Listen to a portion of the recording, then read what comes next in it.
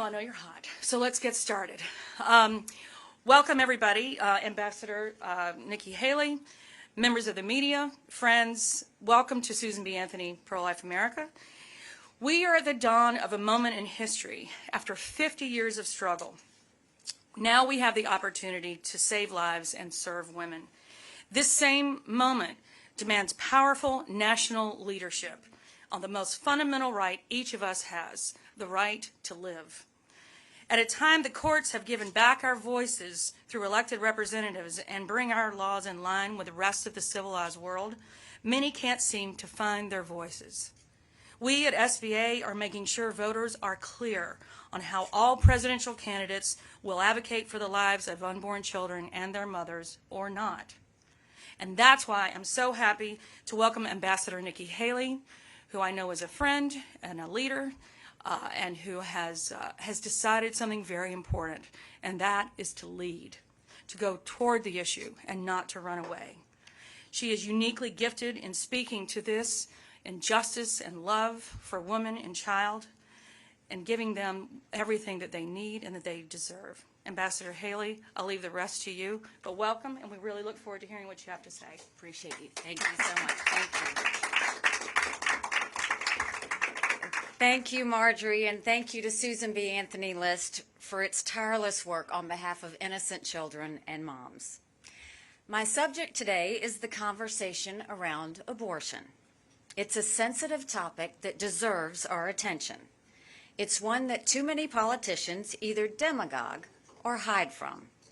I won't demagogue or hide from it. I'm here to speak about it directly and openly. I won't address every single question or angle. Rather, I aim to start a constructive conversation about where we go from here in our divided country. Abortion is a deeply personal topic for both women and men. I understand why.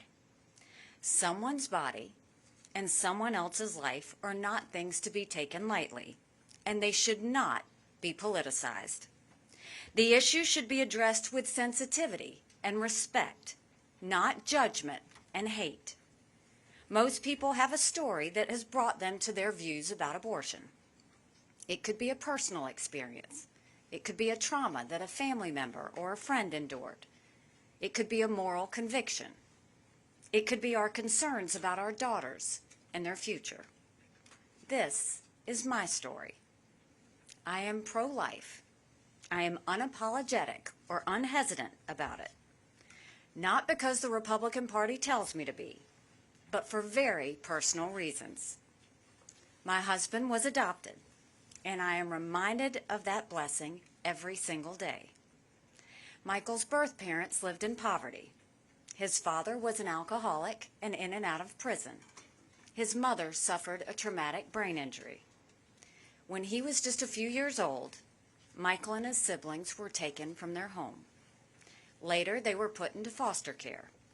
It was a rough experience for him. Thankfully, when he was 4 years old, a loving family adopted Michael and his younger sister. It changed their lives. Adoption literally saved them. Every day is a blessing because someone gave him life. Every day is a blessing because a family loved and raised him under difficult conditions. The world is better because of Michael Haley. He's an amazing father and husband. He's a combat veteran who served our country in war. He continues to help adoption and at-risk youth causes because he wants to help others who were born in his situation. I often think about what would have happened if Michael had not been so blessed, if his biological mother had chosen a different path. My husband is reason number one that I stand for life. Every day I get to spend with the love of my life reminds me that I am blessed that someone saved his life. The second reason is that Michael and I struggled to have children of our own. I had many challenges as a teenager into my college years. I went through numerous surgeries. When Michael and I were married, I couldn't wait to be a mom. But what happened so easily for many of my friends was not my path. We went through countless sessions of fertility treatments. Every day I wake up and see or speak to my 2 children, I feel blessed. The greatest job I will ever have is being their mom. Our eldest daughter got married just 10 days ago. I will never forget the day she was born, and then seeing her walk down the wedding aisle with her dad.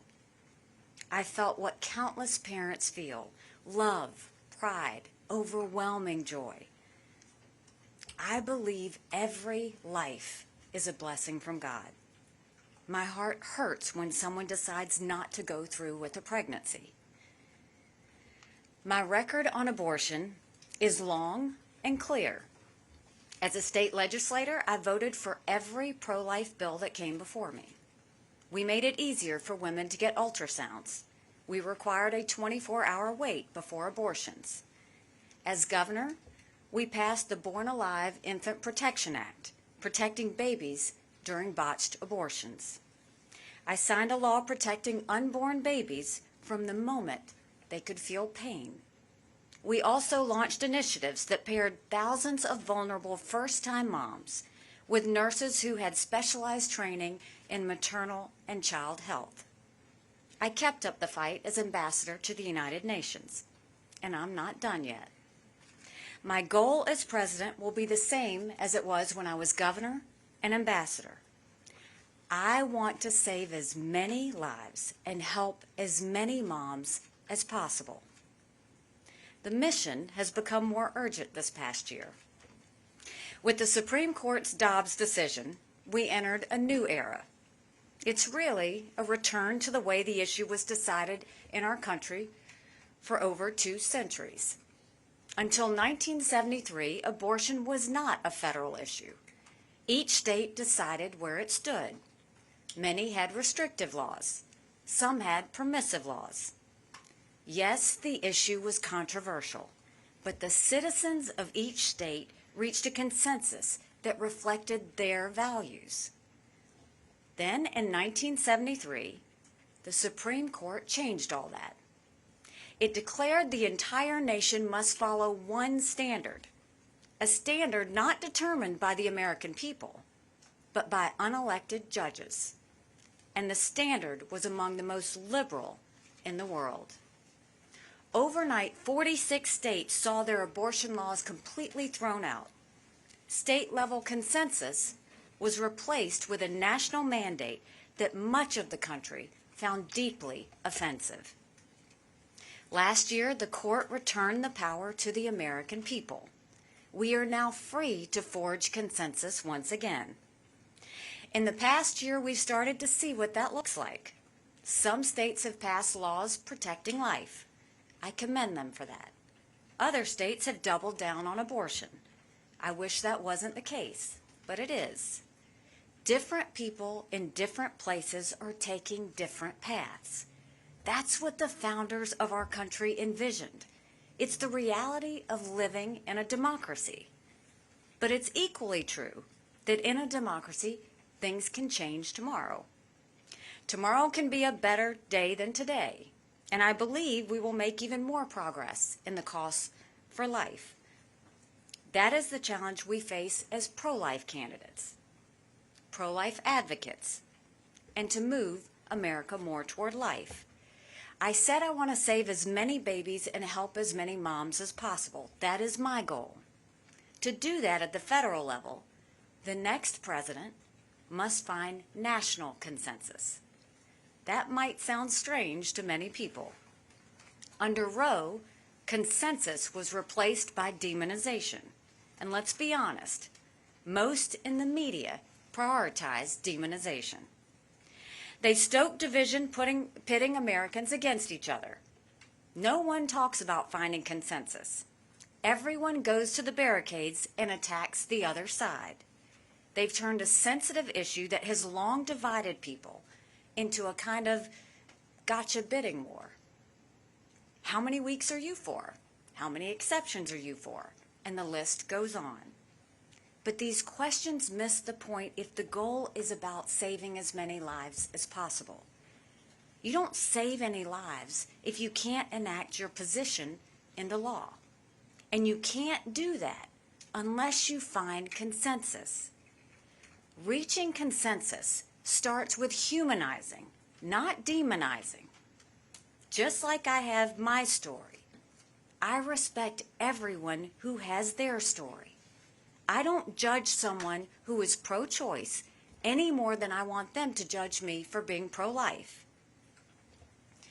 Today, each state is finding its own consensus, as it should. Nationally, however, the task is much harder. As a practical matter, you only achieve consensus when you have a House majority, a 60-vote Senate majority, and a president who are all in alignment. We are nowhere close to reaching that point. Today, there are around 45 pro-life senators, depending on how you count them. There haven't been 60 Republican senators since 1910. It could happen one day, but it hasn't happened in over 100 years, and it's unlikely to happen soon. We have to face this reality. The pro-life laws that have passed in strongly Republican states will not be approved at the federal level. That's just a fact, notwithstanding what the Democrat fearmongers say. They say Republicans are about to ban all abortions nationwide and send women to prison. These wildly false claims, amplified by sympathetic media, are not designed to do anything other than score political points. They know as well as anyone that no Republican president will have the ability to ban abortion nationwide, just as no Democrat president can override the laws of all 50 states. It's just not going to happen. But that does not mean we can't save as many lives as possible. I do believe there is a federal role on abortion. Whether we can save more lives nationally depends entirely on doing what no one else has done to date, and that is to find consensus. That's what I will strive to do. In fact, I believe common ground already exists. There is broad public agreement that babies born during a failed abortion deserve to live. They need medical attention and the full protection of the law just like every other baby. There is broad political agreement that we should never pressure moms into having an abortion. They should get support to carry their baby to term. They should be able to get information from pregnancy resource centers, and especially about adoption. We must do better when it comes to adoption, to make it easier for adoptive parents and to avoid children growing up in a government system with too little love. We can broadly agree that pro-life doctors and nurses should never be forced to violate their beliefs. The right of conscience matters just as much as the right to life. Surely, we can all agree that abortion up until the time of birth is a bridge too far. Only 7 countries on earth allow elective late-term abortions. We're talking about brutal regimes like Communist China and North Korea. We should be able to agree that contraception should be more available, not less. And we can all agree that women who get abortions should not be jailed. A few have even called for the death penalty. That's the least pro-life position I can possibly imagine. Those are just some areas where national consensus is already within reach. There are others too, and we should do the hard work to find them through heartfelt dialogue. Sadly, finding consensus is the last thing on the mind of anyone in today's political or media class. Conflict makes for good fundraising copy and scary TV ads. Consensus doesn't get a lot of ratings or clicks.